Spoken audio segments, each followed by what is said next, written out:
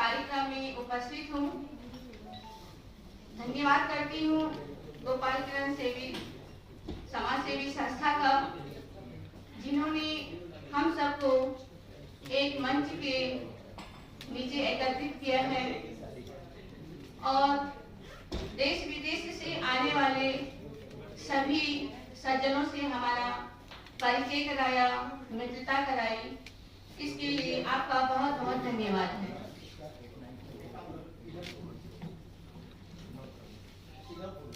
मैं मीना रवि देहरादून उत्तराखंड से एक अध्यापिका के रूप में कार्यरत हूँ।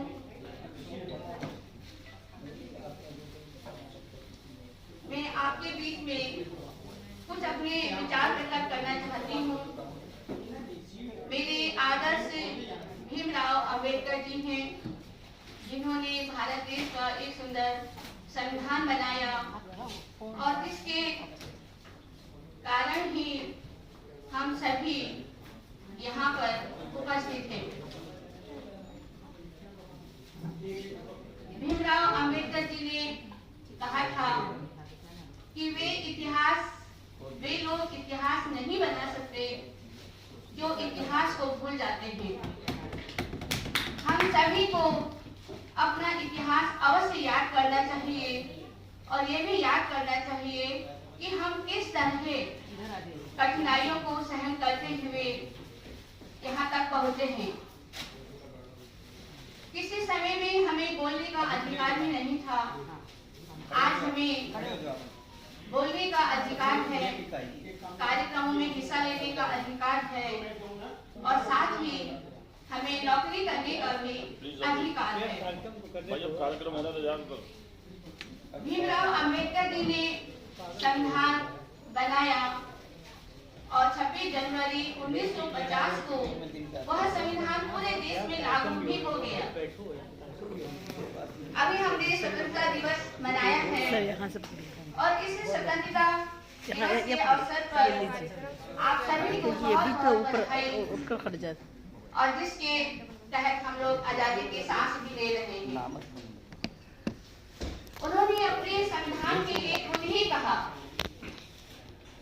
कि मैं समझता हूँ कि कोई संविधान चाहे जितना अच्छा हो वो बुरा साबित हो सकता है अगर उसका पालन करने वाले, अनुसरण करने वाले लोग बुरे हों। और एक संविधान चाहे जितना भी बुरा हो वो अच्छा साबित हो सकता है अगर उसका पालन करने वाले लोग अच्छे। तो ये व्यक्ति के व्यवहार पर, उसके अनुसरण पर निर्भर करता है कि हम अपने देश के बने संविधान को कितने ऊंचाइयों तक लेकर जा सकते हैं।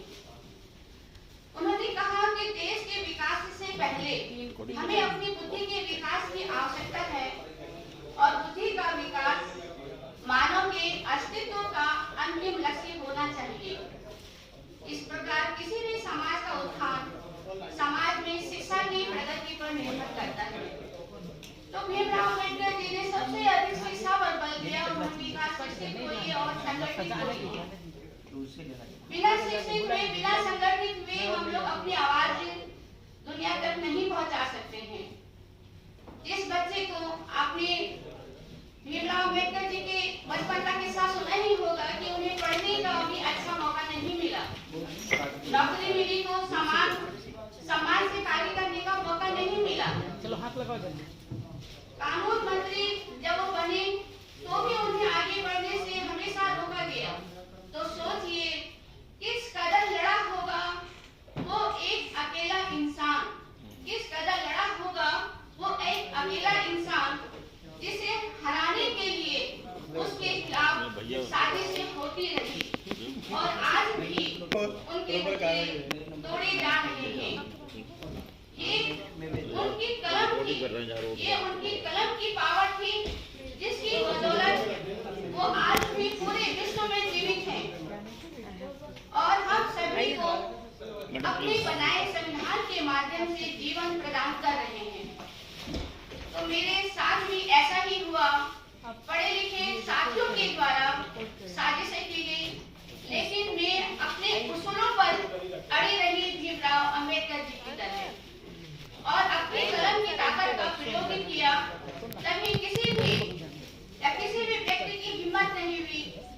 कार्य को देखते हुए मेरे खिलाफ जाने की। मेरे उच्च अधिकारियों ने मेरे कार्यों के आधार पर मुझे पूर्ण सम्मान दिया, लेकिन मेरे साथियों ने दूसरे के बहकावे में आकर विरोध किया। जिस तरीके से भीमराव अम्बेडकर जी का विरोध जनता करती रही, तो मैंने इसी के आधार पर भी कविता लिखी थी, कलम की ताकत। जब से आई कलम हाथ में, जब से आई कलम हाथ में, तब से लिख रही हूँ और इसी के सहारे चढ़ती गई ऊंचाइयों पर।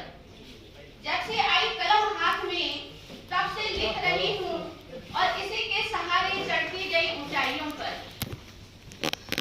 आज इसी कलम की ताकत से एक शिक्षिका बनाकर, आशीर्वाद है आप। एक शिक्षिका बनाकर किया मेरा भविष्य उज्जवल। जीवन में आए काफी उतार चढ़ाव, कलम ने दिया मेरा साथ हमेशा, लिखती गई अपने सभी मनोभावों को और बना दिया आप सभी ने एक साहित्यकार। अपने साथ ही बच्चों में भी इस गुण को किया मैंने विकसित। दूर हो मेरे देश के दुख, यही सोच लिखती जा रही हूँ। संविधान का रख ध्यान रखते हुए एक दिन देश और समाज के गद्दारों को मिटाकर रख देगी मेरी कलम। इस कलम से मनोरंजन भी होता है तो कभी तूफान भी आ जाते हैं, पर मेरी कलम अपने सभ्यता नहीं छोड़ती कभी, लेकिन वो देती है सबकी असलियत। मेरी कलम कोई तलवार या इंसान नहीं, पर जब लिखती है तो दुश्मनों का कलम कर भी छोड़ती है। तब पता चलता है लोगों को मेरी कलम